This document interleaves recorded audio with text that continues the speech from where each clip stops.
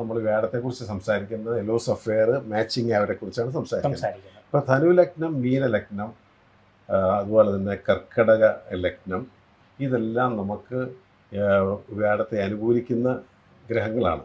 എങ്കിൽ പോലും നമുക്ക് ഈ ധനുലഗ്നം, ലഗ്നാധിപൻ വ്യാഴം, ധനുലഗ്നം ലഗ്നാധിപൻ വ്യാഴം, ഈ വ്യാഴ അനുകൂലമാണെന്ന് വെച്ചാൽ ഈ 12 ഹൗസസും ഭരിക്കുന്നത് വ്യാഴമാണ്. 12 ഹൗസസിൻ്റെ ഓണർഷിപ്പ് വ്യാഴത്തിനാണ്.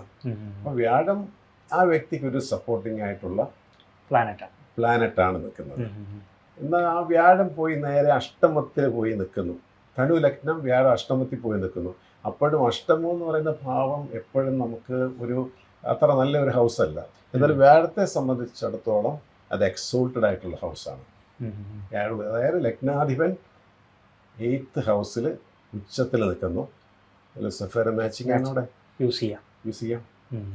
ധനുലഗ്നത്തെ കുറിച്ച് മാത്രമേ പറയാം. ധനുലഗ്നം 4 മീനത്തിൽ നിൽക്കുന്ന വ്യാഴം ഏറ്റവും ഐശ്വര്യപ്രദമായ ഒരു കാരണം വെച്ചാൽ അത് ഏറ്റവും ആ വ്യക്തിക്ക് വളരെ ഈശ്വരാധീനമുള്ള ആളാണ്.